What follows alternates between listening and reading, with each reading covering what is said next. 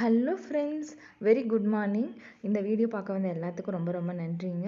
இப்போ போடுற வீடியோஸ்க்கெல்லாம் சப்போர்ட் பண்ணுற ஃப்ரெண்ட்ஸ்க்கு, சப்ஸ்கிரைப் பண்ணுறவங்களுக்கு ரொம்ப ரொம்ப நன்றிங்க. ஸோ ஞாயிற்றுக்கிழமைன்னு இவருக்கு வெஜிடபிள் லிஸ்ட் எல்லாம் போட்டு கொடுத்தாச்சுங்க. வீட்லேயும் சாமி கும்பிட்டாச்சு. 6 o'clock ஆன உடனே வெளியே போய் விநாயகருக்கு தண்ணி ஊற்றி சாமி கும்பிட்டாச்சுங்க. அதுக்கு முன்னாடி போகிறதுக்கு கொஞ்சம் ரோட்டில் பயமாக இருக்குங்க. அதனால தான் குட்டி பிறக்கிறதுக்கு முன்னாடி நானும் என் வீட்டுக்காரும் ஆர்எஸ்புரம் சந்தைக்கு போய் தாங்க வாங்குவோம். அது என்னமோ எங்களுக்கு ஒரு பெரிய அவுட்டிங் போகிற மாதிரி இருக்குங்க. வந்த உடனே அவர் எல்லா வெஜிடபிள்ஸும் தனித்தனியாக பிரித்து எடுத்து கொடுத்துட்டாருங்க. பாப்பா அதுக்குள்ளே எந்திரிச்சிட்டா. ஸோ அதனால் அவர் பாப்பாவை போய் பார்த்துட்டாரு. நான் எடுக்கிற வெஜிடபிள்ஸ் எல்லாம் எடுத்து தனித்தனியாக வச்சுட்டேன். ஞாயிற்றுக்கிழமையாவது ஃப்ரீயாக இருக்கலாம்னு நம்ம நினைப்போம். ஆனால் ஞாயிற்றுக்கிழமை தான் இருக்கிறதுலே எக்கச்சக்க வேலை இருக்குங்க. அன்னைக்கு கொஞ்சம் எல்லா வேலையும் ஃபினிஷ் பண்ணி வச்சுட்டோம்னா வீக் டேஸில் வேலையை கொஞ்சம் சீக்கிரம் முடிக்க பார்க்கலாங்க. சின்ன வெங்காயம் தட்டுக்கூடையில் போட்டு நல்லா பரப்பி விட்டுட்டேங்க. அப்போ தான் கெட்டு போகாது. விலை ஏறி வேற போச்சுங்க. போன வாரமே வாங்க சொன்னேன். இந்த வாரம் கொஞ்சம் விலை ஏறிடுச்சுன்னு சொன்னார். ஃபர்ஸ்டெல்லாம் ஒரு 300-400 காய் வாங்கினா அவ்வளோ கிடைக்குங்க. இப்போல்லாம் பார்த்துட்டிங்கன்னா 500-700 வாங்கினாலும் காயே நிறையாவே கிடைக்கிறதே கிடையாது. அதுவும் இல்லாமல் என்ன சொல்கிறது, கீரை விற்குதுங்க 40 rupees 45 rupees. எங்கள் வீட்டுக்கிட்ட பார்த்துட்டிங்கன்னா 45 ரூபா வெந்தயக்கீரை. இதே சந்தையில் 40 ரூபா, 5 ரூபா தாங்க டிஃப்ரென்ஸே. அதுலேயும் பார்த்துட்டிங்கன்னா இந்த டைம் வெந்தயக்கீரை நல்லாவே இல்லை. ஸோ நியூ மாமா இருக்கிறவங்க என்ன பண்ணணும்னா, யாராவது ஒருத்தர் சப்போர்ட் கண்டிப்பாக வேணுங்க. ஒன்றா ஹஸ்பண்ட் பாப்பாவை பார்த்துட்டாங்கன்னா ஒய்ஃப் வேலை செய்யணும், இல்லை ஒய்ஃப் பாப்பாவை பார்த்துட்டாங்கன்னா ஹஸ்பண்ட் வேலை செய்யணும். இந்த மாதிரி மாற்றி மாற்றி செஞ்சுக்கிட்டா மட்டும்தான் வீட்டில் சண்டை இல்லாமல் இருக்குங்க. இல்லைன்னு வச்சுக்கோங்களேன், எப்போ பார்த்தாலும் வீட்டுக்குள்ளே சண்டை, டிப்ரெஷன் ஏதோ ஒன்று இருந்துகிட்டே தான் இருக்கும். இதை தவிர்க்கிறதுக்கு மேக்ஸிமம் பாப்பா தூங்குற டைமில் நம்ம எந்திரிச்சு வேலை செஞ்சுக்கிட்டா கொஞ்சம் வீட்டு பிரச்சனைகள்லாம் தவிர்க்கலாம். அதுக்கப்புறம் ஹஸ்பண்டோட ஹெல்ப்பை வாங்கிட்டு நீங்கள் மிச்ச வேலையெல்லாம் பார்த்தீங்கன்னா கொஞ்சம் வேலையெல்லாம் முடிஞ்சிடும். நீங்களும் கொஞ்ச நேரம் ரெஸ்ட் எடுக்கலாம். இல்லைன்னா ரொம்ப கஷ்டங்க. சரி, ஞாயிற்றுக்கிழமையே மாவெல்லாம் அரைச்சி வச்சிடலாம்னு சொல்லிட்டு மாவுக்கெல்லாம் ஊற வச்சுட்டேங்க. என்னோட நேரமாக என்னன்னு தெரில, கிரைண்டர் ரிப்பேர் ஆயிடுச்சுங்க. என் வீட்டுக்கார்ட்ட சொன்னதுக்கு நான் ஃபங்க்ஷன் போயிட்டு ஈவினிங் பார்த்து தரேன்னு சொல்லிட்டார். அப்போ அந்த வேலை அப்படியே நின்றுச்சுங்க. சரி பரவாயில்ல, ஊற வச்சு எல்லாம் வச்சிடலாம், பொறுமையாக ஈவினிங் கூட அரைச்சிக்கலாம் அப்படின்னு. நான் காலையிலேயே சமைக்கிறப்பயே மாவு அரைச்சிட்டா பெரிய வேலையாக தெரியாதுங்க. இல்லைன்னா அது ஒரு தனி வேலையை எடுத்து பண்ணுறப்ப என்னமோ பெரிய வேலையை நம்ம செஞ்ச மாதிரி இருக்குங்க. அதனால தான் நினச்சேன், சரி ஓகே, நம்ம ஒன்று நினச்ச கடவுள் ஒன்று நினைப்பார் இல்லைங்களா, அந்த மாதிரி தான் நடந்துச்சு. எங்கள் வீட்டில் எங்களுக்கு சப்போர்ட்டுக்குன்னு யாருமே கிடையாதுங்க. ஏன் அம்மா அங்கே இருக்காங்க எங்கள் வீட்டில், அவருக்கு அம்மா அப்பா கிடையாது. ஸோ நாங்களே தான் எல்லா வேலையும் பார்த்தாகணும். அதுவும் எனக்கு எப்போ கோவம் வருதுன்னு தெரியாது, எப்போ நல்ல மூடில் இருப்போம் எனக்கும் தெரியாதுங்க. திடீர்னு ஒரு சின்ன விஷயம் தான் சொல்லியிருப்பாரு, அதுக்கு போய் நான் அப்படி அழுவேன். ஏன் அழுவேன்னு எனக்கும் தெரியாது. சில டைம் எல்லாம் நம்ம மேலே தப்பே இருக்காது, ஆனால் நம்ம கோவப்பட்டது நியாயமாக தான் இருக்கும். ஆனால் அவங்க அதை ஏற்றுக்க மாட்டாங்க. லாஸ்ட்டில் போய் நம்மளே தப்பு இல்லைனாலும் சாரி கேட்டு அந்த சண்டையை முடிச்சுக்குவேன். ஏன்னா இது பிரச்சனையை விட்டுட்டு போனோம்னா நம்மளுக்கு ரொம்ப டிப்ரெஷன் ஆகும், தூக்கம் வராது. ஏற்கனவே தூக்கம் இல்லை, நைட்டெல்லாம் தூக்கம் இருக்காது.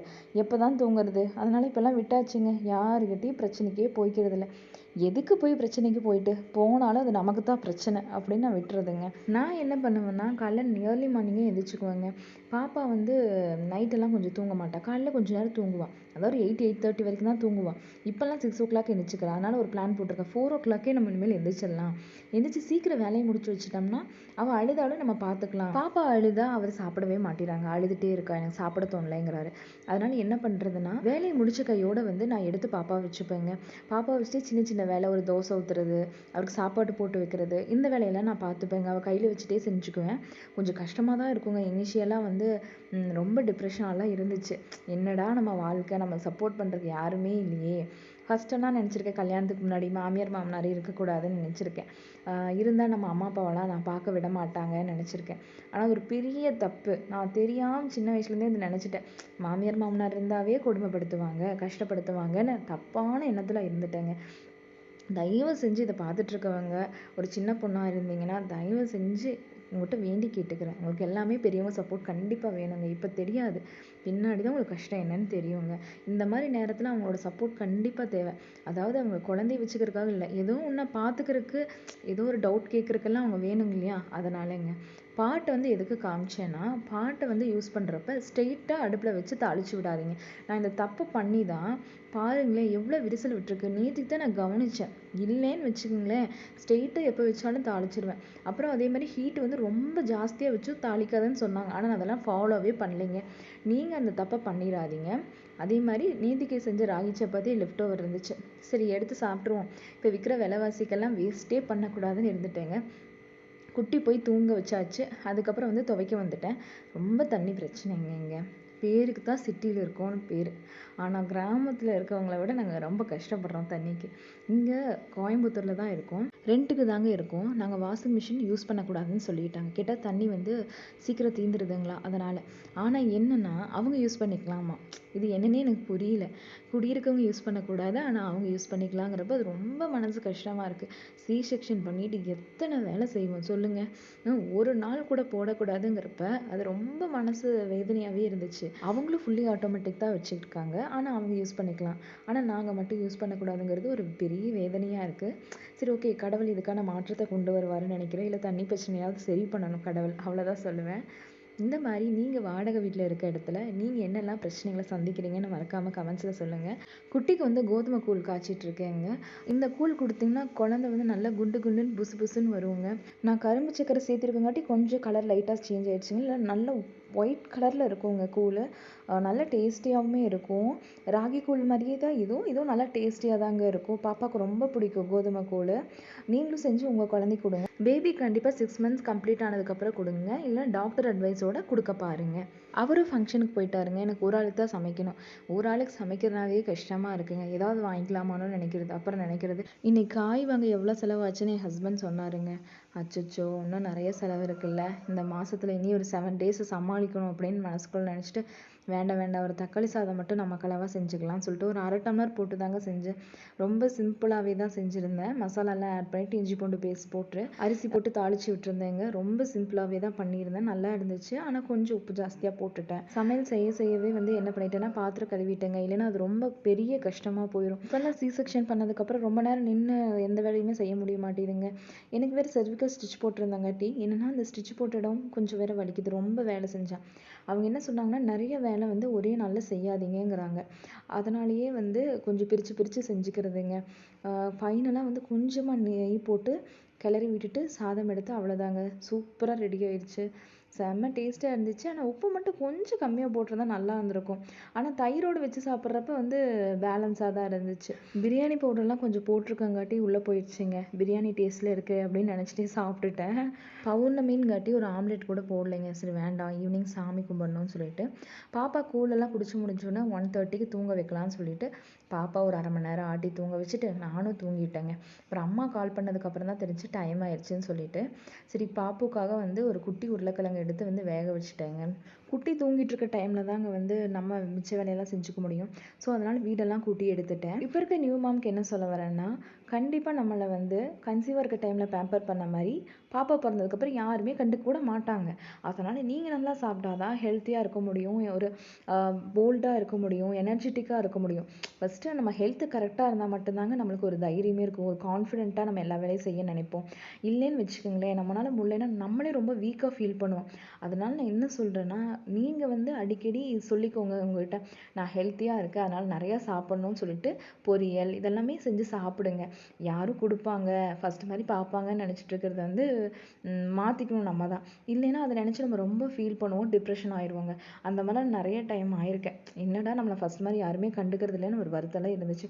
அப்புறம் நினச்சிட்டு நம்ம கண்டுப்போம், நம்ம பார்த்துட்டா மட்டும்தான் உண்டு. நம்ம பார்த்துட்டா தான் நம்ம பாப்பாவையும் பார்க்க முடியும், ஹஸ்பண்ட் ஃபேமிலி எல்லாத்தையுமே பார்க்க முடியுங்க.